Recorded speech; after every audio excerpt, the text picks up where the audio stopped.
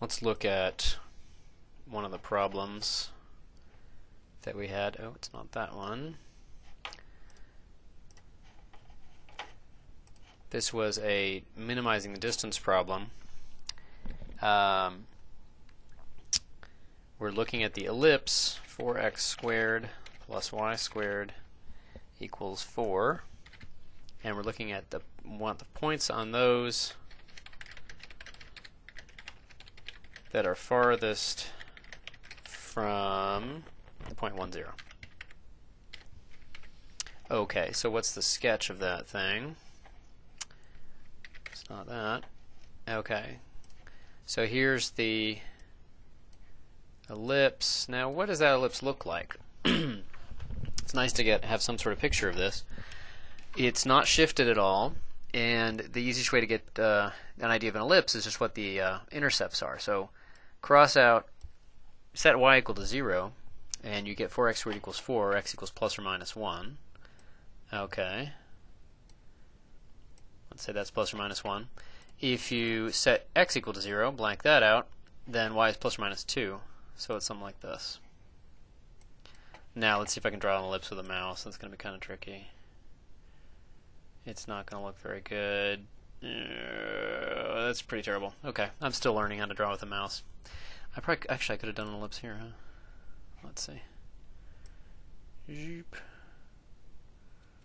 That would have been smart. Let's see. Oh, I can't move it though, I don't think. Let's try that again. Okay, let's have lines. Terrible axes. And yeah, something like that. Okay, something like that.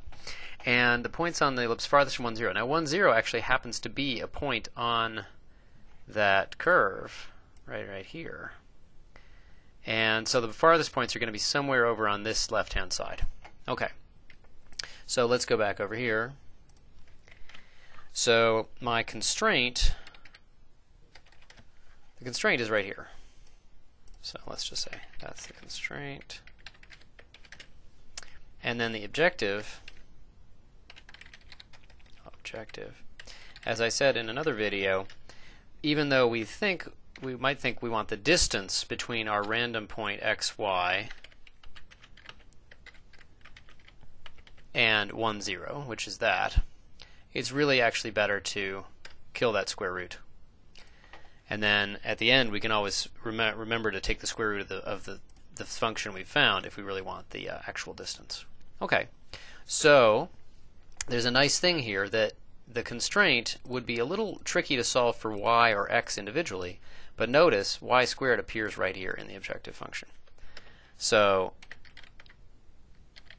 we can restate the objective function in terms of only x by solving this constraint. We have y squared equals 4 minus 4x squared. And so we can restate the objective function as x minus 1 quantity squared plus 4 minus 4x squared. And so that, let's simplify that a bit. That's x squared minus 2x plus 1 plus 4 minus 4x squared. It's getting kind of big. Nope. And so that's going to be, let's just call it f of x, is minus 3x squared minus 2x plus 5. And that's what we're going to take the derivative of. Well, let's not do that quite yet. Let's see what the domain is. So to be on the ellipse at all, x has got to be between minus 1 and 1. So let's put that in.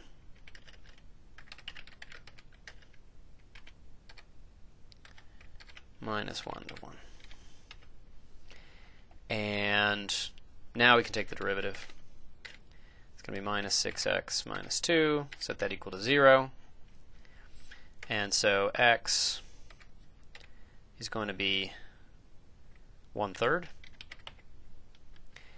Now, are we done? No, because we always want the values for all the relevant quantities. So we need to go back and figure out what y is. And there should be two answers. Because it's symmetrical, there should be two answers, like somewhere up here maybe, and somewhere symmetrically this way. They're going to have the same x coordinate, which makes sense. There's only one x coordinate, but they're going to have two different and opposite y's. So y squared is 4 minus 4/9 equals 32/9. And so y is going to be plus or minus square root of 32/9, which is plus or minus 4/3 root 2, 4 root 2 over 3.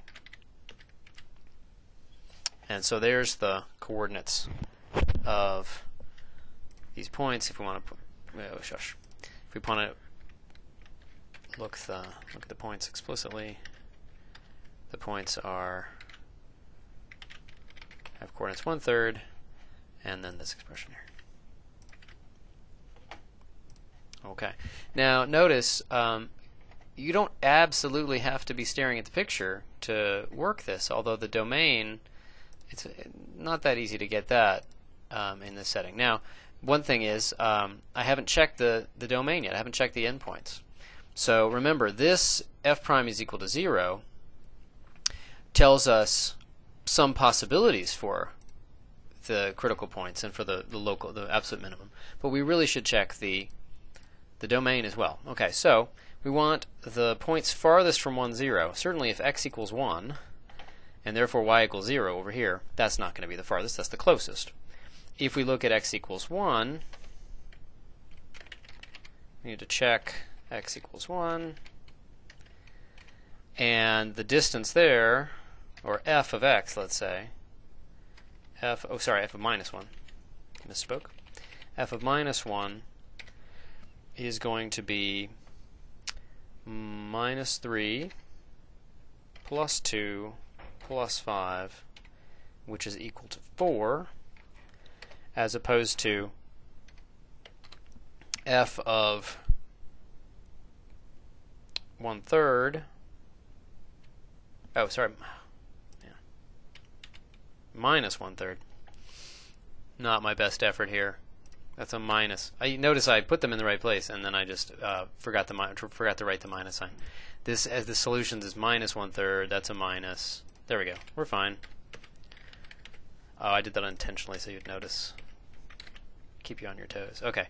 f of minus 1/3 is minus 3 times minus 1/3 squared plus 2/3 plus 5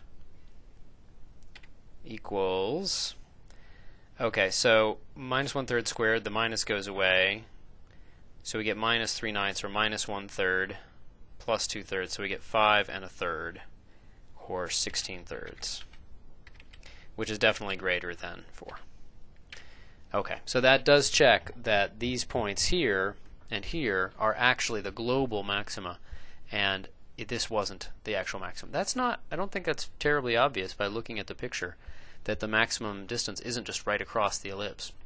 For example, if I was here at the bottom and I wanted to look what was the farthest point from that point, I'm pretty sure it would be this point right up here at the top, because this is kind of the elongated direction of the ellipse, the major axis.